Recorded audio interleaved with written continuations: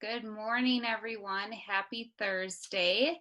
Welcome to today's Planning and Funding Your Business webinar. Today's webinar will be recorded and sent out to you after, so if you would like to rewatch, you can do so.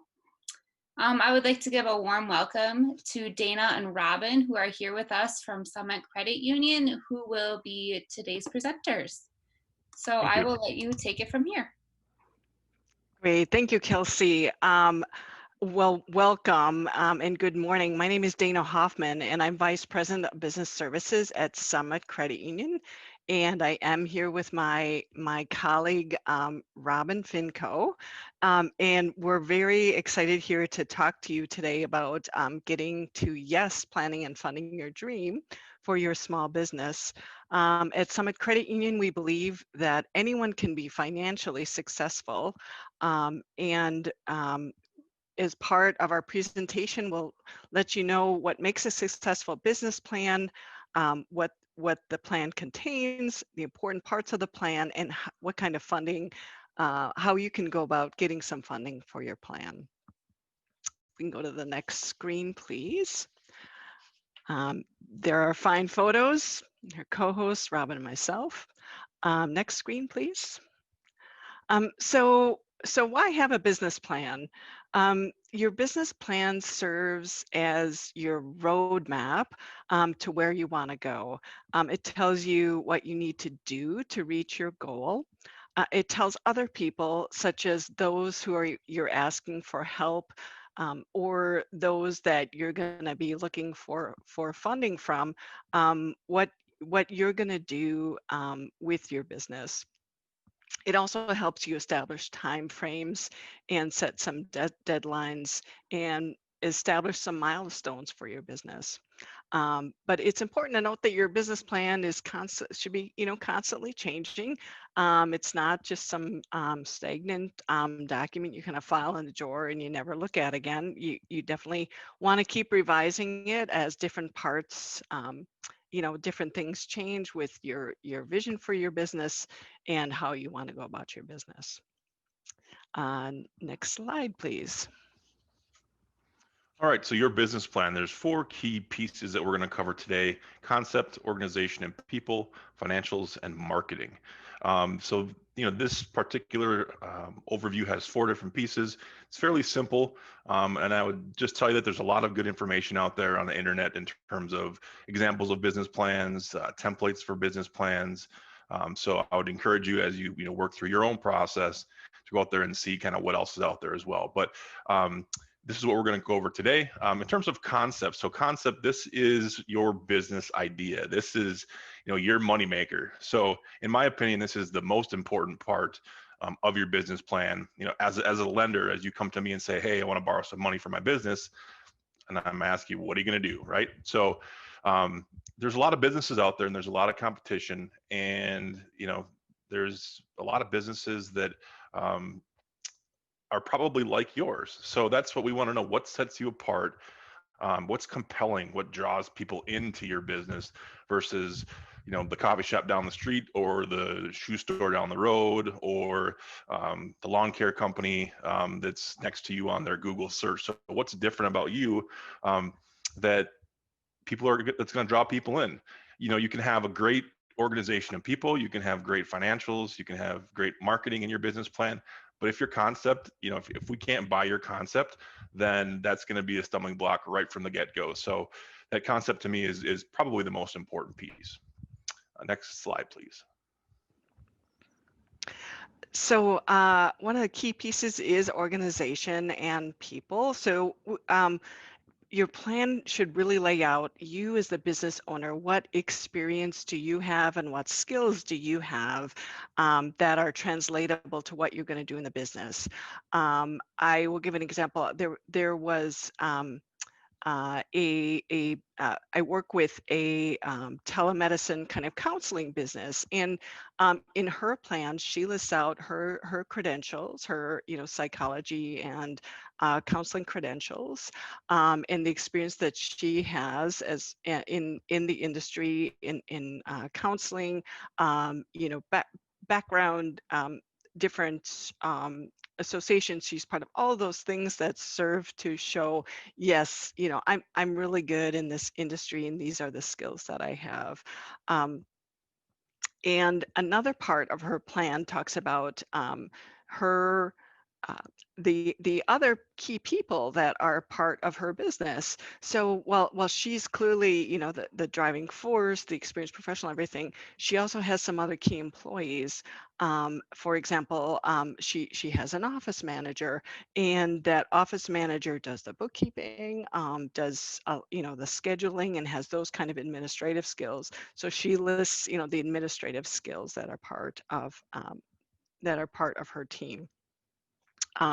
And something else that's we have listed here too is character, and that just gets at the idea that a person is honest and above the board, and does what they say they're going to do. So that's another important piece we see as part of the business plan.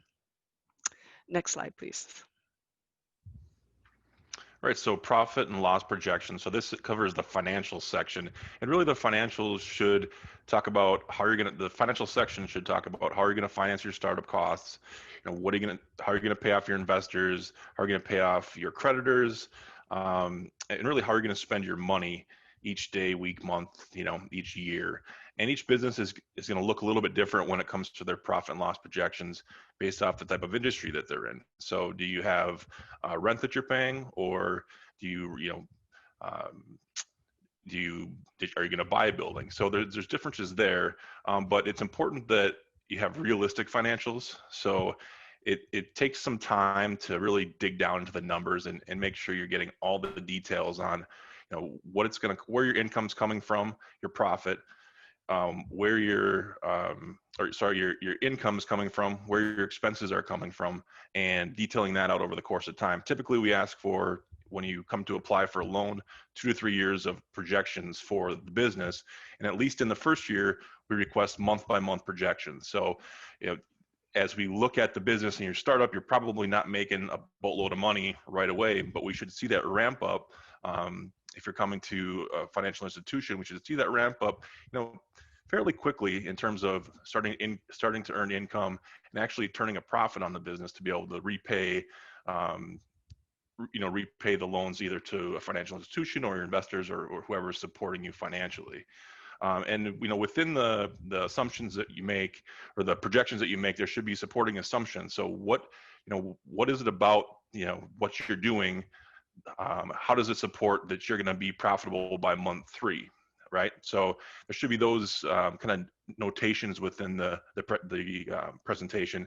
And an example would be that when you come to us and with financials, and we talk about realistic financials, we're going to look at those. And we have a lot of business members at Summit Credit Union. We've seen a lot of projections. We've seen a lot of historicals. Most times the projections aren't as good as the historicals once we get down the line. So when we're looking at financials and you're coming with projections, we want to see that they're at least somewhat realistic, and we'll do our own toying with that to see what happens if it's 20% less or 30% less. But it kind of gives you credibility as a new business owner to say that what is going to be coming about. And obviously it's kind of more art than science, but for it to be realistic is really important. Next slide, please. Yeah, that's a really good point. It's interesting because I would say as lenders, I think some of our experiences, if we're looking at business plans, there are, if we, a plan tends to have like one or another that is not as strong. It can be the financial side, like maybe a person happened to be a bit more of a marketing background, and maybe the financial projections aren't really up to snuff. Reverse to, sometimes we have some people who are very analytical and write things all out and have just really good projections, believable, everything supporting, and then the marketing paragraph is like one page. So you definitely want to kind of have a balanced plan when you're going through. So speaking of marketing plan, a couple things to take into consideration when you're writing that is the value proposition. So what makes your product or service attractive or valuable? And I was thinking of an example, and this is of course a huge business example, but Apple says that its Apple iPhone itself is its value proposition. It's this collection of features and feel to it and everything, and they feel that that's what makes them special. So again, really important to focus what makes your product or service different, because you're going to need to stand out, because there's a lot of competitors, a lot of other stuff going on out there, and you need to stand out as a business. And this other part, so marketing analysis, that includes, it's important to understand, as we mentioned earlier, who your competitors are, how you'll reach your target market, where you think your market is headed, and how you'll compete against these other competitors. That's really key, because if you can't stand out in a crowd, that's just it's going to be very difficult to make it as a business. I would say in the past, historically, we've seen a lot of business plans around like food and restaurants and things like that, and particularly in sort of Dane County, it has been important that you really needed to differentiate yourself, because if you were just another like hamburger stand, you weren't going to make it. So really laying out your differentiation and how you're going to compete against others will be important. Next slide, please. So this slide kind of plays back into the financial section, but funding sources and uses. So where's the money coming from? What is it being used for? So, as part of your financial section and your projections, you should really be talking about what money are you going to be getting, and how are you going to use it. And so that's really what this talks about, is where's the money coming from? Are you putting money in? Do you have investors? You're looking for a financial institution to help finance? The reality is you're probably going to have to put some money in. A normal business loan for us, just as an example, would be you'd put 20% down of your startup costs. Could be less if we use one of the government guaranteed programs, which we'll talk about in a minute. But typically it's 20%. So if you're looking for $100,000, that's $20,000 you got to have in your pocket to buy that equipment or have those startup funds. So something to certainly be thinking about, but also in the business plan, we should be looking at, what is it used for? So normally what we see is, so let me give you an example actually. As a lawn care company, right? So you have lawnmowers, maybe a trailer, maybe a truck, that would be listed out, and you'd have the cost of those in the business plan, and then you'd have where it's coming from. So maybe 20% is coming from you, maybe 50% is coming from some credit union, and maybe the other 30% is coming from a friend or family. So we really want to see, how it all comes together, kind of at a high level with the funding sources and uses. And again, it's something that tells us that you've done your research, exactly kind of what your plan is, and it helps us understand what we would be funding if you came to us and asked us for money. Next slide, please. So finding funding, as Robin said, definitely there's an expectation that the business owner, the person starting up their business, is putting some of their own money in, that's essentially your equity. That's your ownership money you're putting into the business. That's savings. So you will virtually not find anyone a lender, I would say, a traditional lender, who would say, oh yeah, I can 100% finance this. You definitely need to put your own money in. But there are some other sources that can be available. If somebody owns a house, you can turn to home equity. Those loans tend to be pretty low interest rates, but you want to make sure that you can handle the payments, because the house is on the line there. I would say from time to time I do see business owners tapping into home equity to fund equity to fund their business, but not really often. People really try to keep business sources of money for their business. And a note too on credit cards. From once in a while, I do see people, again, funding their business with credit cards.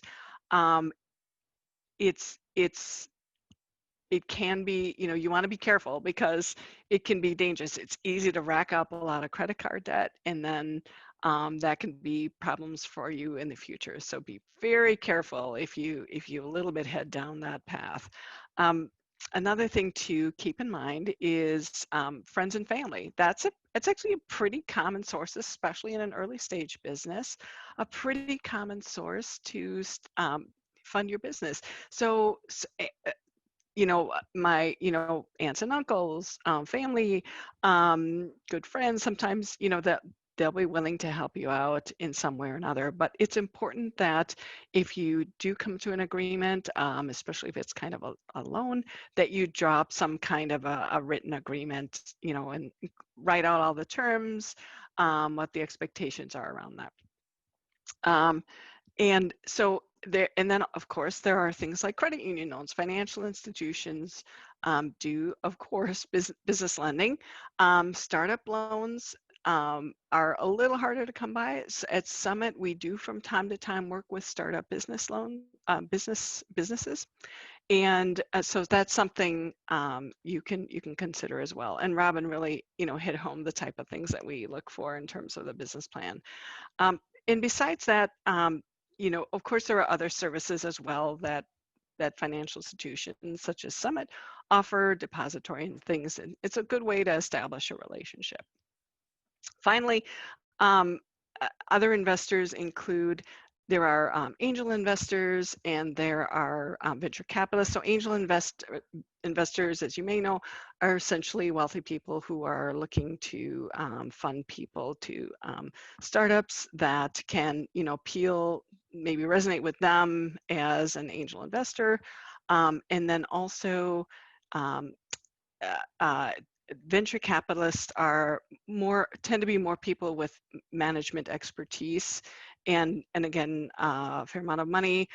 Both of those, I would say, in particular, venture capitalists tend to be like for high growth businesses that, you're investing in a, medical something company and it's gonna take off and just grow exponentially. So I don't see them involved very much with, sort of, your everyday, if you will, businesses.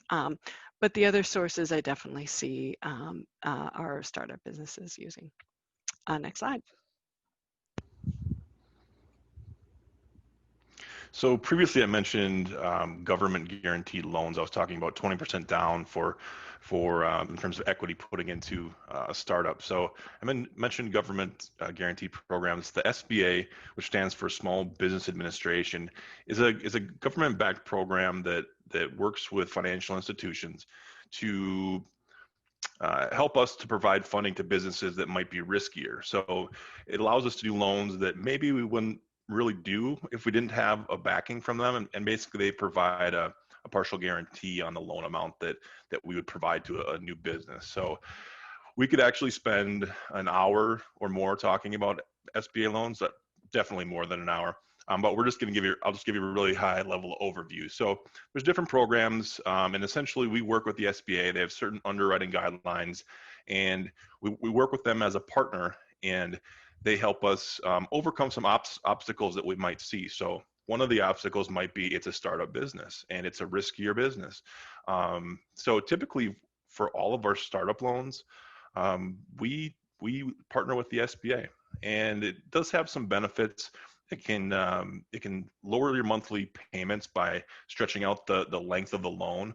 So let's say typically if you wanted to buy a piece of equipment, let's say it was a stove for a restaurant, maybe we would give it to you over a 5-year repayment period, where if it was an SBA loan, we would give it to you for 7 years, making that payment smaller, taking that burden off you, especially when you're starting off as a new business.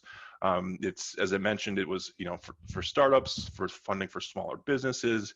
It can allow you to put maybe 10% down instead of 20% down, which can certainly help. As a new business owner, it can take a lot of cash to get things started, even beyond just the things that you talk about in your business plan, the time and money that you spent doing other things preparing for it. So the SBA is something that we really are proud of. Our partnership with them. We're the #1 SBA lender among credit unions in Wisconsin. So we typically do, a lot of SBA loans. This year, obviously, it's been a little bit slower, but we utilize SBA. We have our own in-house SBA program manager that works through it all with us. So we enjoy the program, and maybe another time we can put on an hour presentation for him, Dana, on the rest of the SBA stuff. That's right. Yeah, it could be a day-long seminar, but right, for sure. But it's definitely, like Robin said, it's definitely a really good partner and allows us to make a loan when we probably couldn't have otherwise. So a great partner to work with. All right, next slide. In terms of, are you ready to visit with a lender? That's kind of what this last slide is meant to be. You have your business, so this is where you should be. You have your business plan finished. You have gathered financials, so that means your personal tax returns. That gives the lender an idea what household income has been the last few years. So we'll get that's kind of a baseline, and then so that, in addition to your plan, will help us get an idea how things may change for that income. You'll know your credit score. You'll have a really good idea what your credit looks like, and if there have been any reasons in terms of any issues with your credit, you'll have cleaned them up. And I just, as a side note to that, if by chance you've got any kind of if you need to maybe try to work on some issues, reach out to us. Certainly here at Summit Credit Union, we have our branch. You can still make phone appointments and things. If you want to kind of work on some things. You can also work on with some of our coaches, like kind of a savings and spending plan. So again, at Summit Credit Union, we really believe everybody can be financially successful, and we're here to help you as a partner, and that includes for working through some credit issues. So that's really, really important. So bottom line, your business plan is ready, your financials, tax returns are set, got a good credit score, and now you're ready to go and come and meet us. Next slide, please. All right, well, we're really happy that everyone could join us today. Dana and I love working with small businesses. We're passionate about it. Summit Credit Union is a big supporter of small businesses in the community because it helps the community, and that's a really important part of our organization. So as that, we will open it up for questions.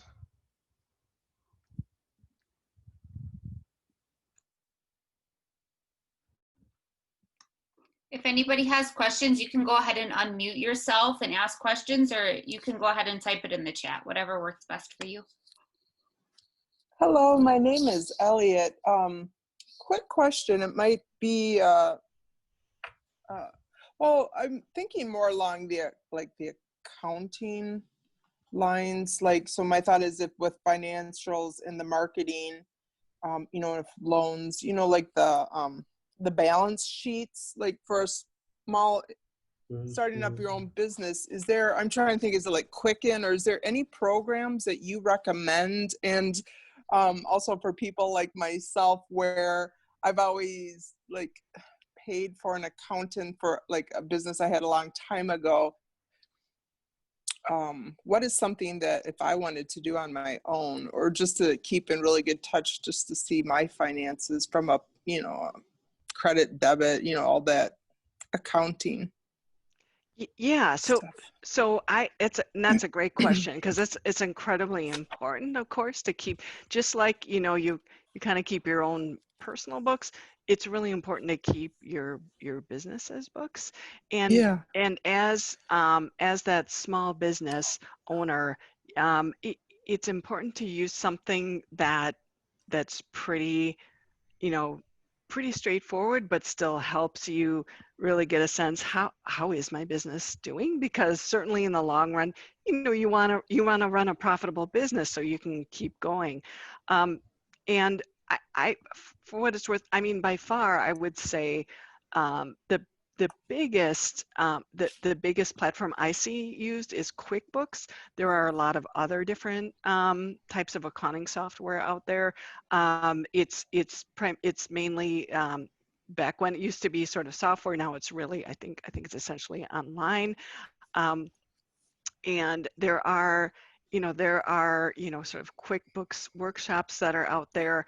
Some are offered by organizations. I saw in the chat, I think someone's here from WIBIC, Wisconsin Women's Business Initiative Corporation, and I believe WIBIC has sort of some keeping your financials very that specific type of yeah. I see Lou's right.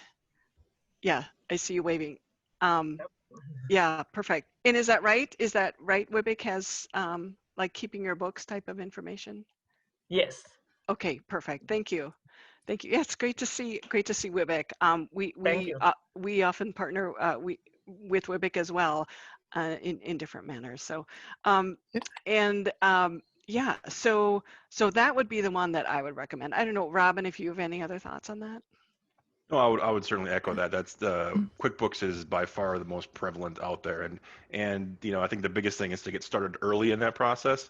The nice thing is that it's all software over the internet now, so you're not having to have a disk in your computer and do updates. It's you essentially upload the information to QuickBooks from your bank accounts, and it helps you organize everything. So. Thank you so much, and I appreciate that. I will jump on that. And my sister, she owns her own business, and she loves WIBIC. She keeps referring me to WIBIC. Oh, fantastic. Great. Yep. Very good. Let's see. Are there other questions out there?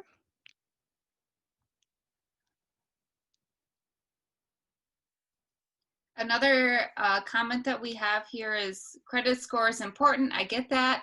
I have a great credit score, but have no idea how to build credit on my EIN. Could you share a little information if you have about that? Yeah. So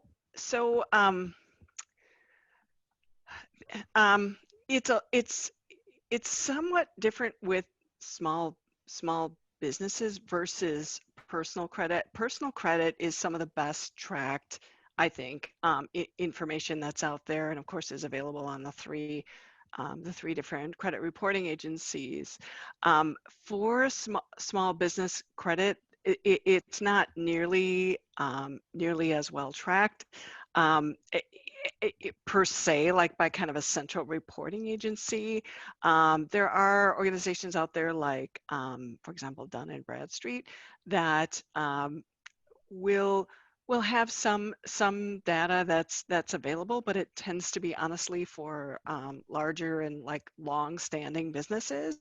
So my advice in terms of building kind of that that business credit is to work with the financial institution that you anticipate, that you're going to have that long-standing relationship with. So for example, at Summit, to us, that means, having that depository relationship, handling that as agreed, not having things like, overdrafts on the account, maybe has a small business credit card and that's used and paid on time. Those ways, kind of directly with the financial institution, are really some of the best ways to establish credit as a small business owner. So a small business credit card, and I asked that question. Thank you for answering that. You bet. So maybe I shouldn't be too concerned about building credit under my EIN. And one of the questions I would have is like, what is the difference between working with a for-profit and a non-profit bank? So, like a bank and a credit union. And I'm sorry, hold on, let me find my words. And also, so you said a small business credit card. What exactly? have more information on how, like, having good credit and having your small business credit card tied into your social security information, how that benefits, or how I can play that to my benefit. Yeah, so I would just say that, the best way to build your business credit is to just do the normal things you do with your business. Pay your business bills on time, do all the same things that we would ask you to do on the personal side. On the business side, um, Dana mentioned Dun and Bradstreet. They track things like, are you paying your vendors on time? Some of that type of stuff is reported. So it's a lot harder to get into the details on that. But I would just say for at least for some credit union, the credit piece really relies on your personal credit. We find that that's a great indicator. Your personal credit history is a great indicator of your future business payment history. So we really rely on that. We don't pull any other business credit. We just rely on that personal credit. From a difference between financial institutions, credit union versus the bank, the credit union's member owned. We're a nonprofit. So pretty much as if you open an account with Summit Credit Union, you're an owner of Summit Credit Union. You're a member. You get to vote in the annual shareholders meetings. There's no shareholders that the profits have to be, siphoned off to. All the profits stay within the company, and so a lot of times it helps us to maybe provide you better services, or obviously I'm a little bit biased. I'm a reformative banker myself, so it helps us provide better services. Maybe you're going to get a better loan rate. Maybe you're going to get a better deposit rate. But just in general, it's kind of a different feeling, and it's just my experience from being in the banking world versus the credit union world. It's just kind of a different feel. So I always tell people you should go out and you should meet with several different lenders and talk to them and see what they're all about, and make up your decision. Just like if someone's going to pick a new financial advisor, for their personal investments, they're probably not going to just go meet with one person. They should really shop around and find somebody that's the right fit for them. So, that's my opinion. Dana, do you have anything to add?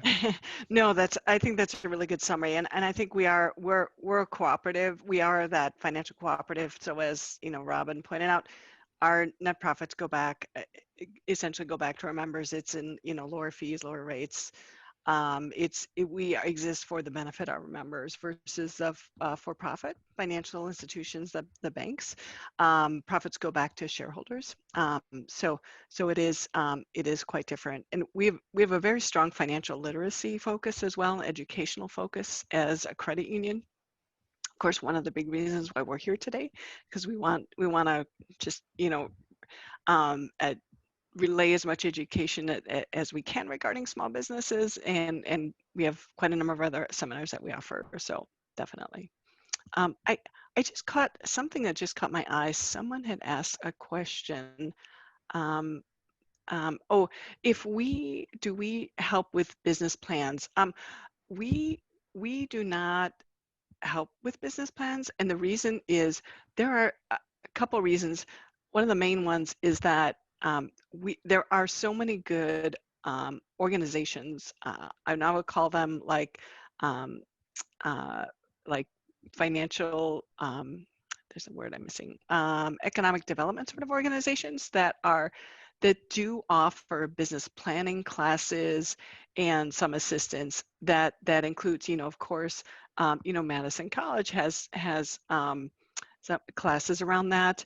There are other organizations, that WIBIC, which we mentioned before, Small Business Development Center, as well as SCORE Madison, all have some business planning classes and resources available. So they're really good at, and that's one of the key focuses, and that allows us to work directly with business owners who are ready to go and start their business and get their funding, as well as, of course, existing businesses.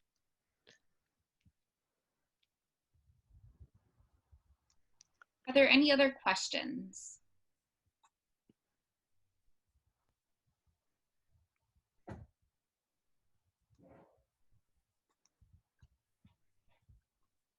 All right. Well, thank you, Dana and Robin, for joining us today and sharing the financial institution and what they look at when looking at business plans and throughout the loan application. So as always, I would like to thank Summit Credit Union for their continued partnership with us at Madison College. And with that, I hope everyone has a great rest of their day, and thank you for joining us. Great, thank you so much. And you've got our contact information on the screen, and I think our colleague Amy Crode shares some information in the chat as well. Thank you so much. We're glad to be part today. Great meeting, everyone. Thank you. Thank you. Thank you.